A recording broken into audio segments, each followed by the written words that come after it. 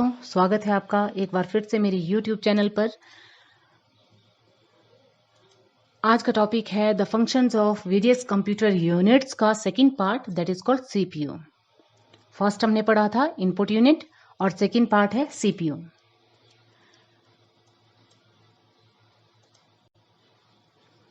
CPU का definition, CPU stands for central processing unit.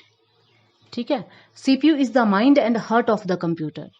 It consists of three components, all of which are electronically based. Means कि CPU जो होता है वो computer का दिल और दिमाग होता है। इसके बगैर कंप्यूटर काम नहीं कर सकता। अगर CPU नहीं है तो सिस्टम कुछ भी प्रोसेसिंग का काम नहीं करेगा। तो इसके लिए CPU बहुत ज़रूरी है प्रोसेसिंग करने के लिए। जो यूनिट होता है दैट इज कॉल्ड CPU। ठीक है, और CPU जो होता है वो तीन कंपोनेंट्स को मिलाकर बना होता है। फर्स्ट है कंट्रोल यूनिट जिसको CU कहा जाता है, लॉजिक यूनिट ALU, और इंटरनल मेमोरी यूनिट जिसको MU भी कहा जाता है। ठीक है, तो तीन कंपोनेंट्स को मिलाकर जो है CPU बना होता है, control unit, arithmetic logic unit, internal memory unit. Control unit data को जो डेटा की सीक्वेंस होती है प्रोसेसिंग करने के लिए उसको कंट्रोल करता है। अर्थमेटिक लॉजिक यूनिट्स में जितने भी कैलकुलेशन कंपैरिजन का काम होता है वो सारे के सारे आपके अर्थमेटिक लॉजिक यूनिट के अंदर होते हैं। और स्टोर से अगर आपने डेटा को करना है फ्यूचर के लिए तो वो आपका फॉर एग्जाम्पल हमारे पास एक केस है जैसी है, मतलब जिसके अंदर हम क्या क्या लगा के रखते हैं। सबसे पहले मेन बोर्ड होता है जिसको कि मदरबोर्ड कहा जाता है, जो इसके अंदर लगा होता है। ठीक है, सेकंड कूलिंग फैन, एक कूलिंग फैन भी होगा CPU के अंदर। हीट सिंक होगी, और एक हार्ड डिस्क लगी होती है।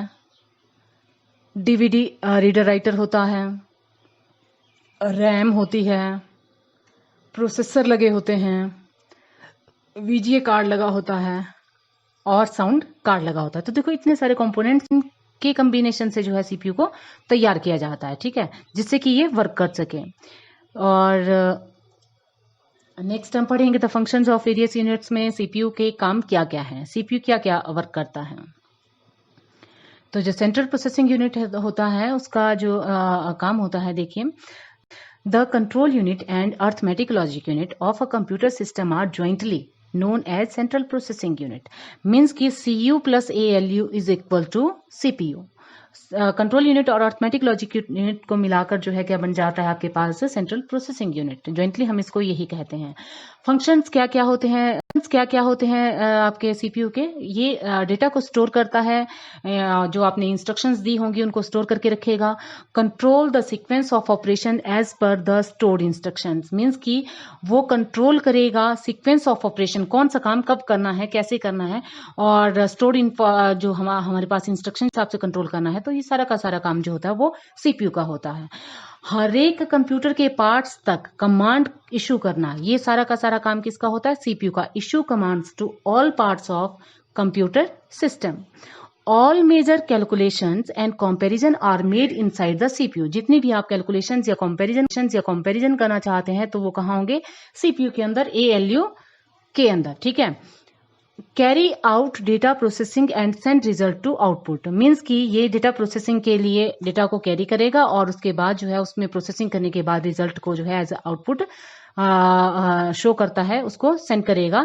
तो CPU के ये मेन फंक्शंस थे, डेटा को स्टोर करना, कंट्रोल करना, कमांड्स इशू करना ऑल पार्ट्स को सिस्टम के, और कैलकुलेशंस कंपैरिजन करना, और कैरी करना डेटा को प्रोसेसिंग करने के लिए, और बाद में रिजल्ट को शो करना। तो ये छोटी क्लास के बच्चों के लिए है, क्योंकि कई बार वो जो है इंग्लिश नहीं अच्छे से समझ पाते हैं, तो हिंदी में भी मैंने इनको कन्वर्ट करके दे के रखा है, आप इसको पढ़ सकते हैं। ठीक है, यही चीज़ जो मैं आपको समझा रही हूँ, यही ये चीज़ें लिखी गई हैं।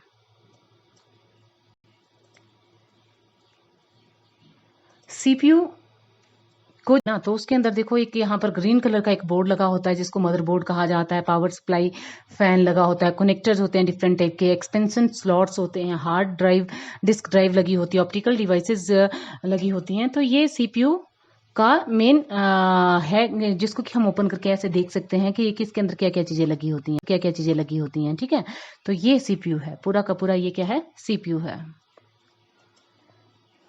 Thanks for watching.